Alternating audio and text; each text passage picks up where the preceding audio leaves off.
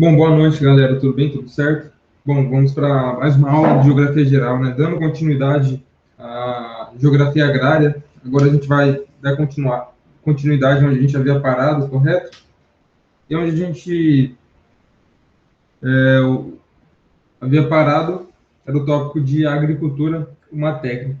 Bom, o processo agrícola, né, ele envolve inúmeras etapas. Preparação do solo, plantio, a manutenção do solo, a colheita. Então, as técnicas, as ferramentas, o tipo de cultura, a maneira como vai ser manuseado o solo, tudo isso, a organização específica do trabalho, a produtividade, os bens produzidos, todos esses fatores, eles vão acabar caracterizando e vão criar parâmetros para tipos de agriculturas diferentes, que a gente vai ver posteriormente. Aqui a gente tem uma agricultura de subsistência, uma plantação de taioba em Camarões, né? Então a gente vê, aparentemente, uma plantação de taioba, um tipo de cultura que existe aqui no Brasil também, é bastante consumida em Minas Gerais, mas a gente já vê que é um tipo de plantação de subsistência, a gente vê o tipo de vegetação, né, essas principais características, a gente vê que é uma agricultura que já não possui muita mecanização, não possui mão de obra, uma mão de obra mais especializada, entre outros fatores.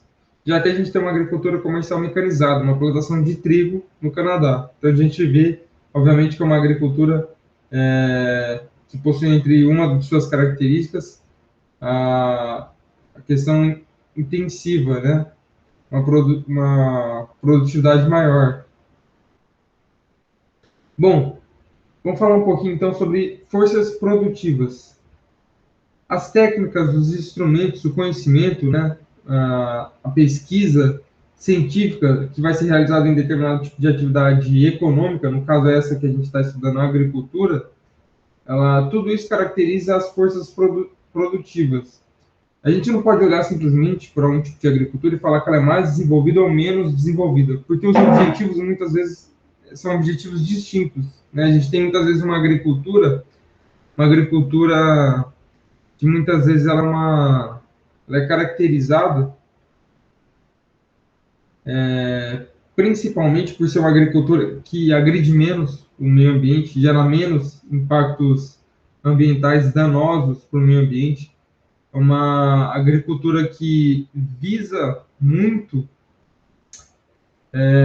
também toda a questão social, ou seja, o salário, né, a mão de obra assalariada, ele tem como objetivo, um dos objetivos, manter uma relação de produção positiva. Então, você tem inúmeros objetivos naquele determinado tipo de agricultura e não necessariamente um deles vai ser o lucro, né, quando você tem algum tipo de agricultura mais sustentável, correto? E às vezes você tem uma agricultura que visa o lucro, obviamente, né? Então, a agricultura ela não pode ser vista como mais desenvolvida ou menos desenvolvida, porque o objetivo dela varia. Já as relações de produção, no caso, envolvem muitas relações sociais com a agricultura, que é o que a gente está estudando. Então, o acesso à terra, o acesso às técnicas, o acesso às ferramentas, o acesso aos conhecimentos aplicados, né? Então, tudo isso daí vai estar se correlacionando com as relações de produção. E já a produção é o total que está sendo produzido. É bem intuitivo, né? Essa definição que está escrita aqui no slide, a gente consegue, já tem uma familiarização com a palavra, então basicamente o que está falando é que é o total produzido sem que se considere o rendimento da atividade produtora. Por exemplo, foram produzidos 137 milhões de toneladas de soja no Brasil em 2009. Com base nesse dado, só sabemos o total produzido sem saber se houve eficiência ou não no processo produtivo. Para a gente saber se houve eficiência ou não no processo produtivo, a gente precisa levar em consideração a produtividade, que ela relaciona o total produzido a algum tipo de ideia de eficiência. Por exemplo, pegamos um X determinado, uma quantidade determinada de terra, e nessa determinada quantidade de terra foi produzido X toneladas de soja. No ano seguinte, a quantidade de soja que foi produzida nesse mesmo pedaço de terra foi superior. Ou seja, se a ideia de eficiência, no caso, é a área a qual foi cultivada a soja, e a gente conseguiu aumentar a produção, houve uma eficiência na produção, né? Houve uma produtividade. Essa relação a gente também pode encontrar outros tipos de definições para o aumento da produtividade ou não, e características específicas de determinados tipos de sistemas agrícolas, eles podem ser caracterizados como intensivos e extensivos, né? Ou seja, um tipo de agricultura que possui um alto rendimento em relação à área utilizada são chamados de intensivos, e ao contrário, né, que possuem um baixo rendimento, são os extensivos, que apresentam baixa produtividade.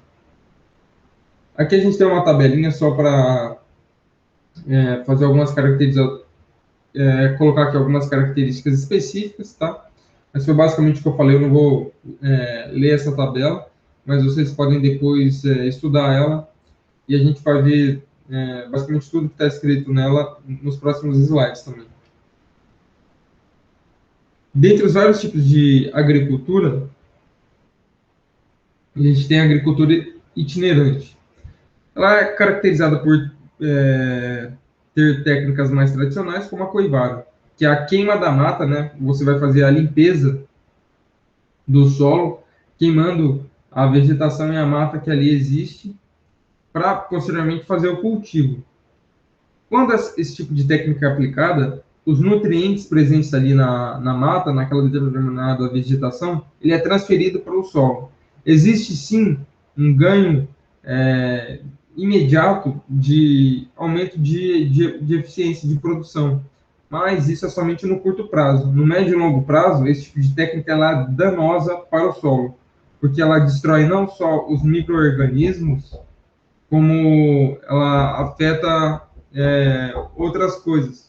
Determinados tipos de dano ao solo, muitas vezes é uma terra que ela é devoluta, ou seja, ela não pertence aos poceiros, às pessoas que estão fazendo o cultivo ali daquele determinado pedaço de terra. Então, por ser devoluta, ela muitas vezes pertence ao Estado ou até mesmo a terceiros. E muitas vezes, as pessoas que estão fazendo o cultivo naquele determinado local, eles precisam procurar outro pedaço de terra para fazer o cultivo posterior. Enquanto aquele determinado pedaço de terra que havia sido utilizado no cultivo, ele foi danificado, ele precisa passar por determinados tipos de reparo. A gente tem também a agricultura de subsistência. Ela também é caracterizada por utilizar técnicas mais tradicionais e rudimentares. É uma produção extensiva com baixa produtividade. Ela é destinada principalmente ao consumo das famílias. Muitas vezes o excedente ele acaba sim sendo vendido, mas o objetivo principal é a manutenção da vida das famílias e não necessariamente o lucro.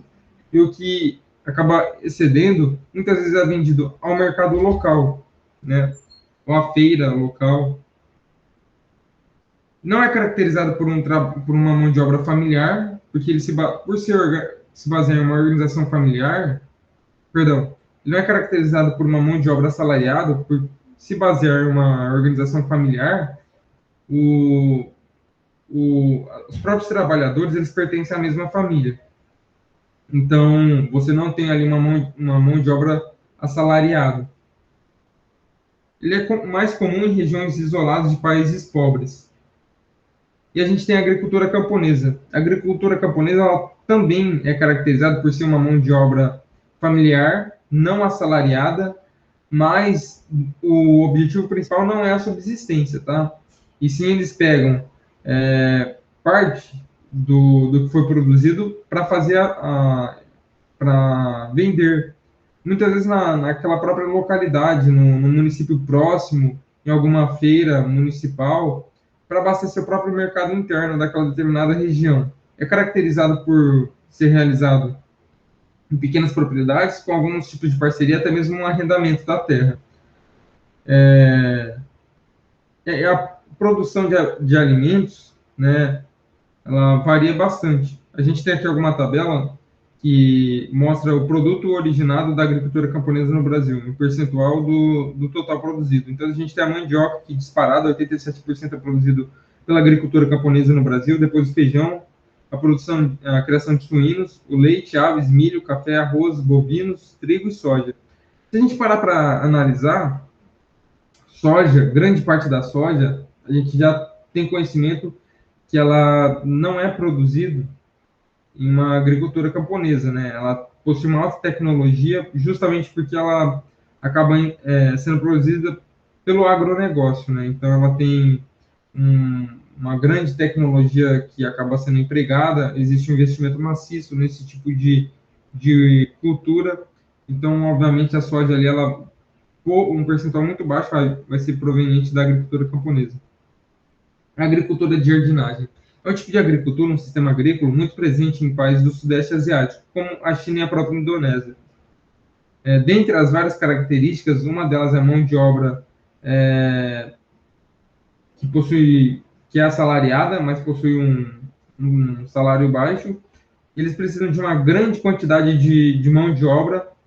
É utilizado técnicas milenares e tradicionais, ferramentas rudimentares, ou seja, você vê que não possui uma grande tecnologia empregada, nem um grande conhecimento técnico-científico utilizado, e é um tipo de agricultura em um solo muito fértil, que não traz danos a esse tipo de solo.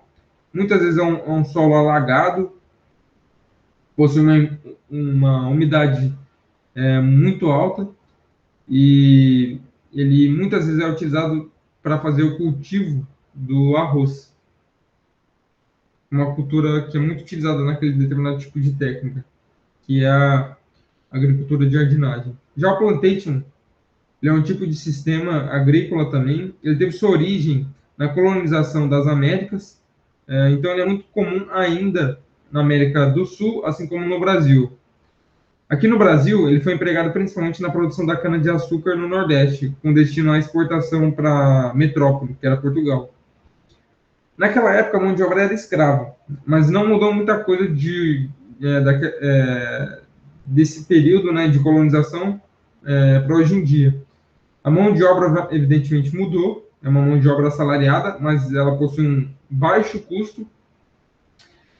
Ainda assim, continua sendo um grande latifúndio onde é produzido esse tipo de cultura, geralmente uma monocultura, ou seja, um tipo de plantação só, como a própria cana-de-açúcar, que ainda acaba sendo produzida nesses determinados tipos de modelo, pequena porcentagem, mas ainda acaba acontecendo, além de possuir um baixo investimento em tecnologia e mecanização também. Muitas vezes, o destino é a exportação desse determinado tipo de cultura.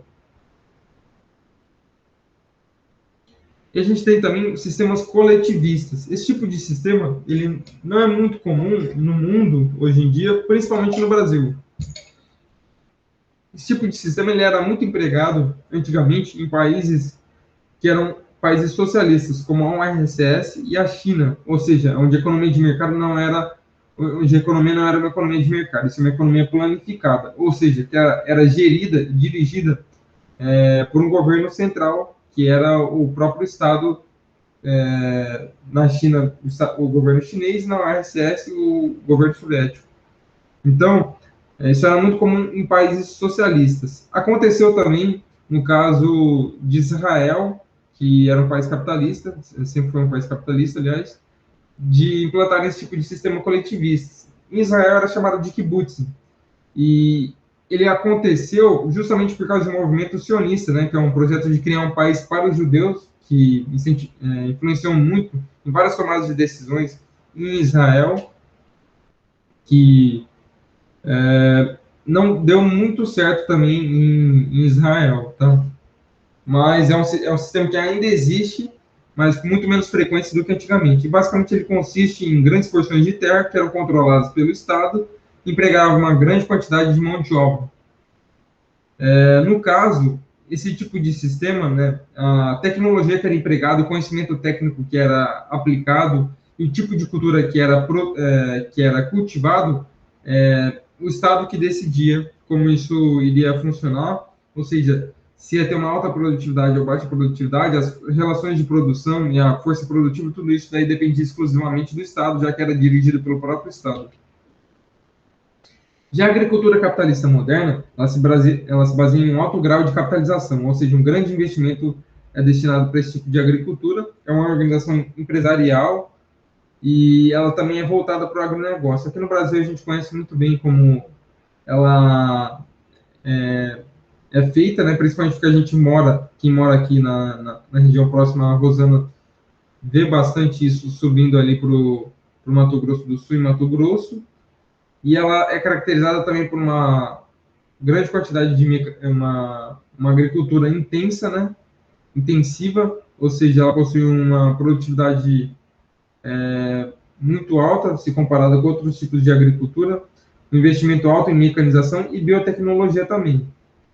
Uma das coisas que incentivou muito esse tipo de agricultura aqui no Brasil foi o regime militar, assim como também outros tipos de desenvolvimento, como desenvolvimentos trazidos pela Revolução Verde, que foi em técnicas em utilizações de técnicas mais avançadas para o cultivo de determinadas culturas, e até mesmo o desenvolvimento de sementes transgênicas, entre outros tipos de desenvolvimento que esse tipo de evolução gerou no mundo. Bom, a gente tem aqui algumas características, né, desse tipo de agricultura capitalista moderna, que eu já acabei falando. A modernização é uma gigantesca transformação no campo, e ela é caracterizada por três principais tripés: a indústria de insumos, que produz máquinas, agrotóxicos, fertilizantes agrícolas, defensivos agrícolas e sementes; a agricultura moderna, que é caracterizada por uma empresa agrícola; e a agroindústria, que transforma os produtos agrícolas em bens, como os combustíveis, né? A gente tem aqui no Brasil o etanol, o biodiesel, o bioetanol e até mesmo o bioquerosene, que é o querosene. Ele é muito utilizado na aviação comercial, né? Ele é o combustível de aviação, e existe também o bioquerosene.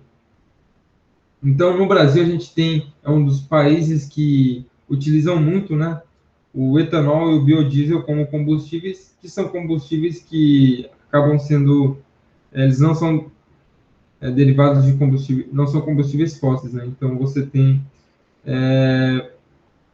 toda essa questão da agroindústria, de agricultura moderna e agricultura intensiva muito presente, com uma grande correlação com esses tipos de sistemas. A gente tem aqui a imagem de uma usina produtora de etanol, que produz etanol a partir do milho nos Estados Unidos, e uma colheita mecanizada de soja. E aqui a gente tem um gráfico mostrando justamente o aumento da produtividade, né? A gente tem aqui o gráfico mostrando do início da década de 90 até o final da década de 2000, né? A gente tem três principais indicadores: a produção de grãos, o consumo de fertilizantes e a área plantada. A gente percebe que a linha verde, que é a área plantada, ela aumentou pouco mais, quase 20%, né, nesses quase 20 anos. A produção de grãos quase que dobrou, enquanto o consumo de fertilizantes também quase que dobrou. Ou seja, a gente produziu muito mais grãos, consumiu muito mais fertilizantes com relação a determinada área plantada. A produção a produção de grãos aumentou significativamente, né? Enquanto a área plantada não aumentou tanto assim. A gente tem um limite, né, de determinada área que a gente pode realizar o plantio. No entanto, a eficiência ali, o aumento da produtividade, ele pode sim ser consolidado através de técnicas mais modernas, ferramentas, uma mecanização mais inteligente e a utilização, inclusive, de fertilizantes e defensivos agrícolas, né, que é o que vem acontecendo muito hoje na agroindústria. Bom, na próxima aula a gente vai falar sobre a modernização e expansão da fronteira agrícola no Brasil, ok? Por enquanto, a aula de hoje é só isso.